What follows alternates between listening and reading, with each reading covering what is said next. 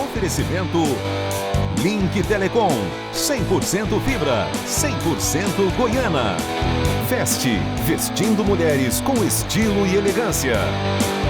Grupo Biriba, o shopping do caminhoneiro. Boa tarde para você que faz parte de toda essa galera ligada aqui na TV Sucesso Band, em todo o estado de Goiás. Eu e a Tandara Reis estamos chegando com mais uma edição do Jogo Aberto Goiás. Hoje nós vamos falar da triste realidade do futebol goiano profissional. Mais um ano de um fracasso retumbante das três maiores equipes. A realidade que para mim, já estava pronta há muito tempo, chegou e bateu forte ontem com a vitória do Ceará frente ao América de Minas.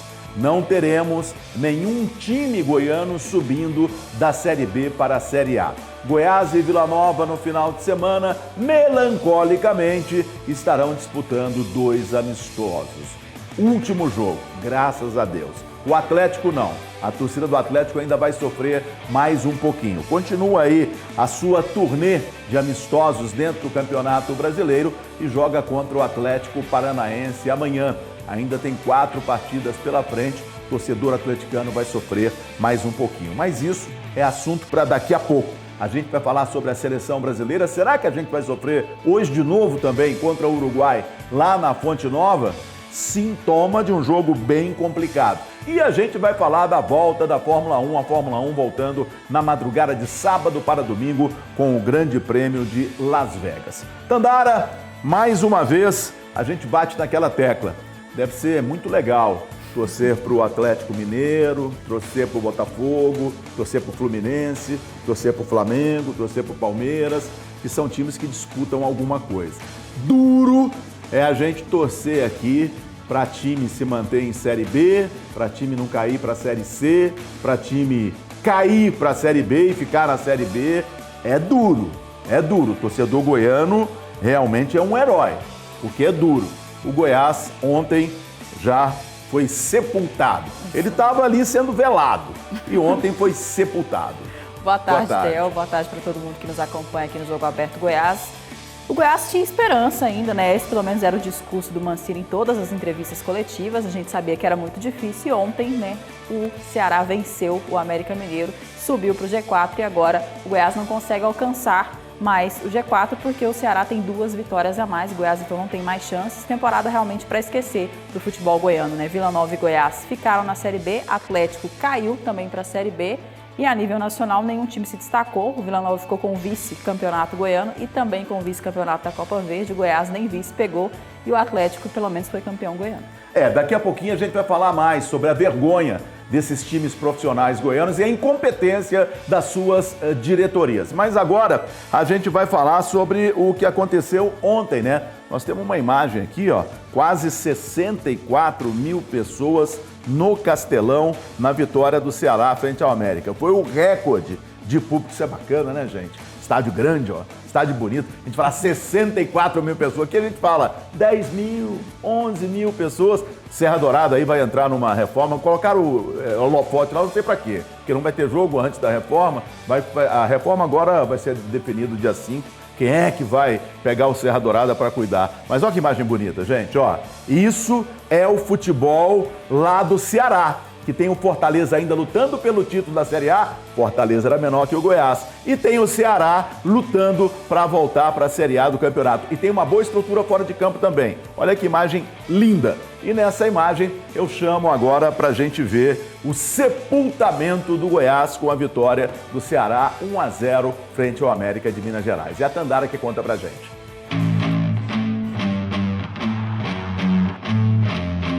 Chegou ao fim o sonho do acesso para o Goiás. Com a vitória do Ceará sobre o América Mineiro, o clube goiano não tem mais chances de conquistar uma vaga na elite do futebol brasileiro.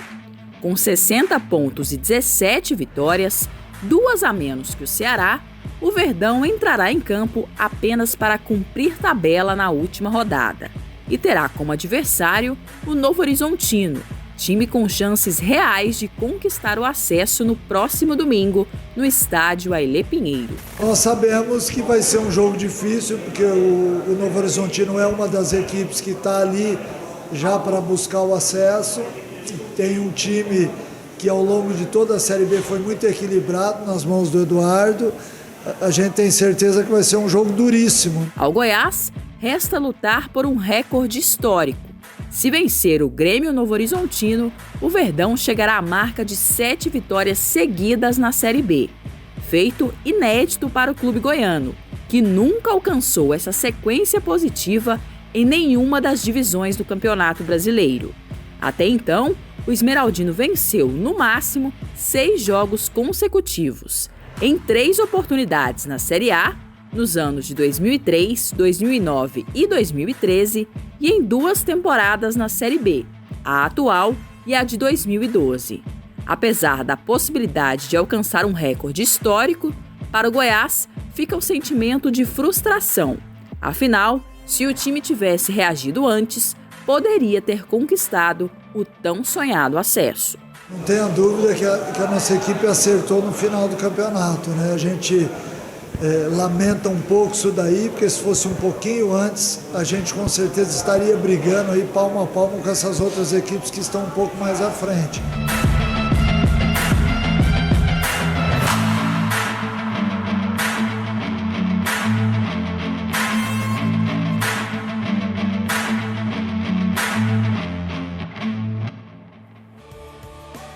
Bom, isso no Goiás, o clima é de frustração. No Vila Nova, o clima também é de frustração e de mudança. A tendência é que Thiago Carvalho se despeça da equipe colorada já no próximo domingo, no jogo contra o Paysandu, válido pela última rodada da Série B do Campeonato Brasileiro. E já tem nome sendo ventilado aí no mercado para substituir o treinador no início da temporada de 2025. E é isso que o Matheus Medeiros vai te contar agora. A derrota no fim de semana pesou o clima no Vila Nova. 4-3 de virada para o Ituano. E o técnico Thiago Carvalho deixou clara a insatisfação com os jogadores. Para mim, você levar 4 gols dessa maneira, com tanta facilidade, para mim é falta de atitude, de poder competir ali dentro de campo. Enquanto isso, o nome do Vila Nova foi citado em outra entrevista coletiva. Lá em Manaus, a diretoria do Amazonas confirmou que pode perder o técnico Rafael Lacerda. Por enquanto, o Lacerda é técnico do Amazonas, mas nós sabemos que corremos risco sim de perder tanto o nosso treinador como os jogadores de destaque da equipe nessa temporada. Não confirma o Vila Nova querendo o Lacerda? Não, eu confirmo que existem alguns clubes interessados e o Vila Nova é um deles.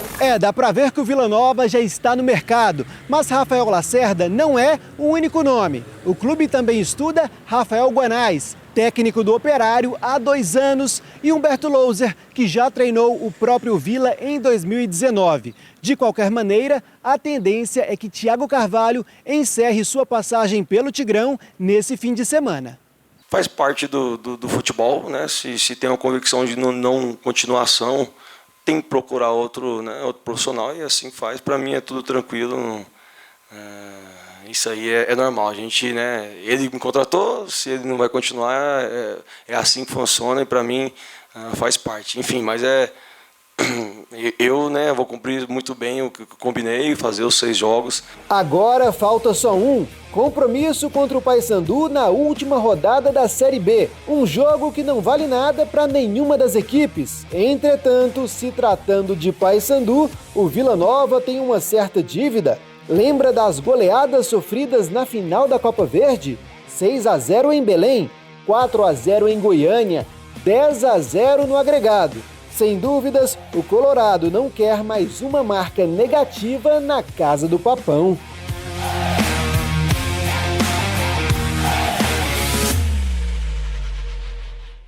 E esse jogo contra o Paysandu é no domingo, às 6h30 da noite. Os ingressos já estão sendo comercializados desde a segunda-feira passada e 25 mil ingressos já foram vendidos, então promessa de casa cheia no Mangueirão.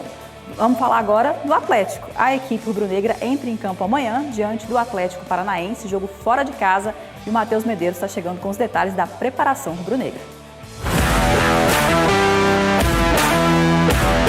Uma Uma semana para mudar os rumos do Campeonato Brasileiro. O Atlético tem pela frente 2 jogos decisivos para os adversários. Primeiro contra o Atlético Paranaense, que luta contra o rebaixamento. Depois contra o Palmeiras, que está na briga pelo título. São jogos extremamente difíceis, porque um brigando pelo título, outro por Libertadores, outro para não cair. Mas é o nosso principal objetivo, reeditar sempre o nosso melhor, a nossa melhor versão.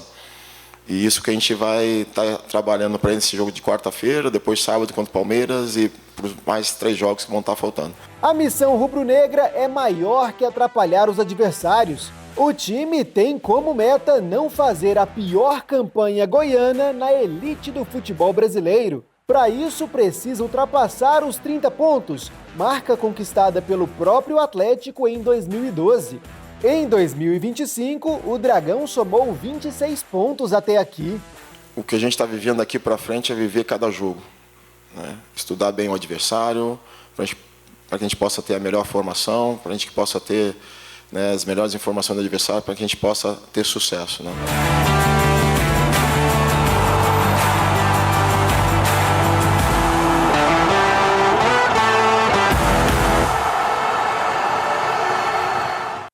Vamos lá, como diria o Avalone, algumas pitadinhas. O Vila Nova está em busca de um novo treinador, né? Humberto Lousa e o Rafael Lacerda e o Rafael Guanás. Quer dizer, 3 nomes que não vão resolver absolutamente nada. 3 nomes com a cara da mentalidade dos dirigentes do futebol goiano. Qual que é essa mentalidade? Sofrer.